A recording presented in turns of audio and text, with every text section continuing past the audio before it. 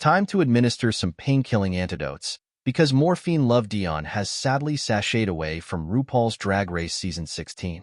Still, the Miami-based makeup master soothed many with her excellent mug skills throughout her Drag Race run, but she also generated interest in her personal gender journey when she discussed her non-binary identity on a recent episode of the show, which led to numerous online jokes pressuring her to come out as trans.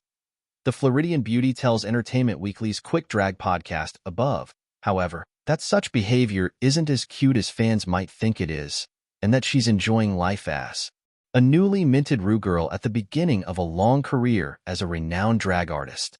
Below, Morphine elaborates on her feelings on those pressuring her to come out and further clarifies her current stance on resurfaced, 6-year-old social media posts in which she had some choice words for Trixie Mattel, as well as her bond with Miguel, her straight and married makeover subject on Drag Race.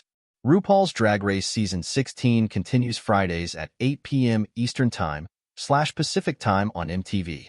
All anyone could talk about last week was this body lip sync against Dawn. Did you know Dawn was dead or done for the second body started, and was that a fair song choice? Morphine Love Dion. I don't know if it was fair. Anyone against me with that song, I think it wouldn't have been a good thing for them. It just sucks that it had to be Dawn. Dawn was casting some spells in the back. In her exit interview, Chaya revealed that you voted her as the gassiest in the prior mini-challenge because she'd run by you, fart, and run away. Can you confirm?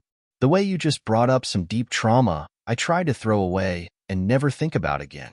She'd literally, in her little robe, I could be at catering, talking to producers, she'd run up, fart, and run away. It's so foul. I don't know why she'd do that to me. Can you describe what it smelled like? Oh God. It smelled like, how do I explain it? It was in the morning, so it would wake me up a little bit. It smelled like pork and beans. Just pork and beans. Not good. Like soybeans. Nasty work. Next thing you know, she'd do it to Q. Speaking of Chaya doing things in your general direction, the lip sync that sent her home after she threw her dress on you.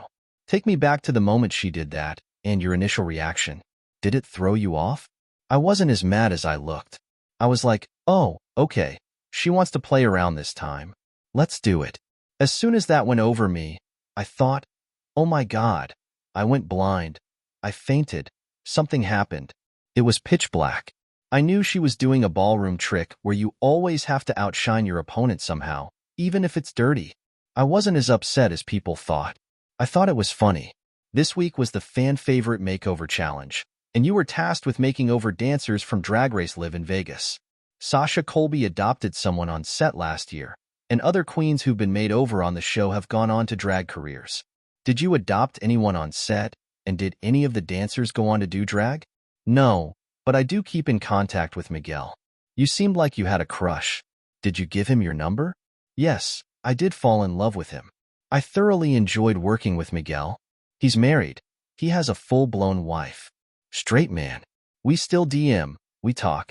He's very sweet and nice. When I got eliminated, he made sure that I was okay and cool. He really didn't want me to go home. He tried his best to do his best. I potentially do see him doing drag in the future, but I just wonder how that would be. Another metamorphosis, for sure. On that note, did you notice the pit crew member you and Q tickled last week was extremely excited over that development?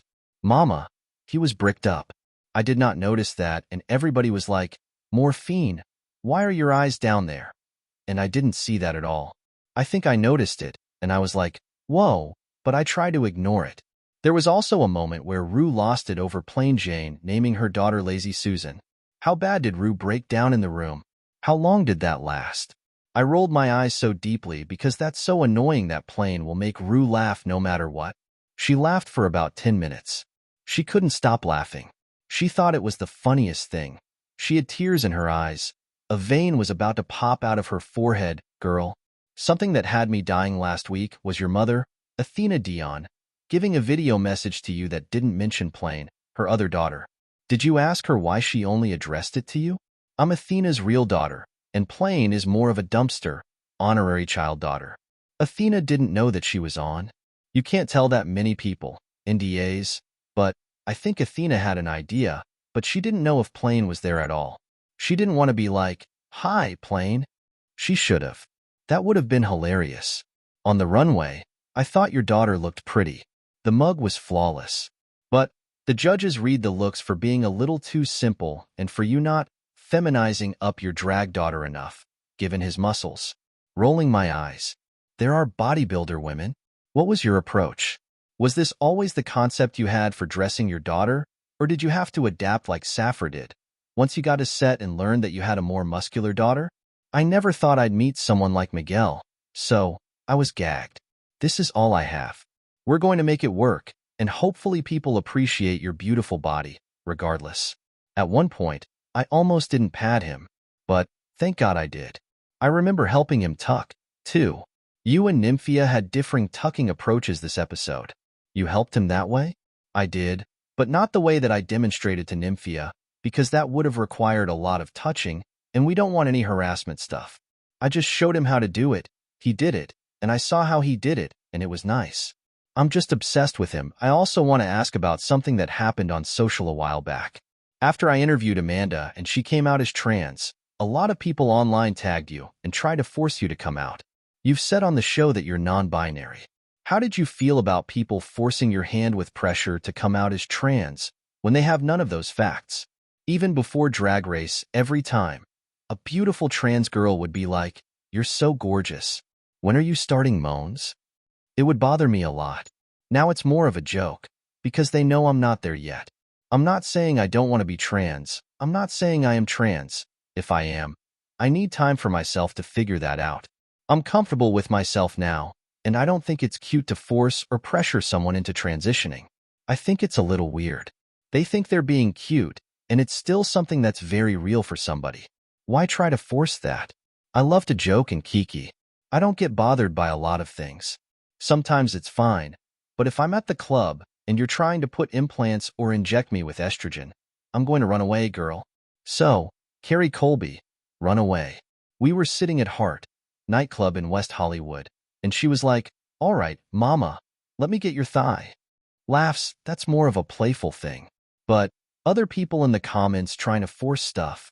Yeah, that's not cool and needs to stop. I agree. Something else that popped up recently.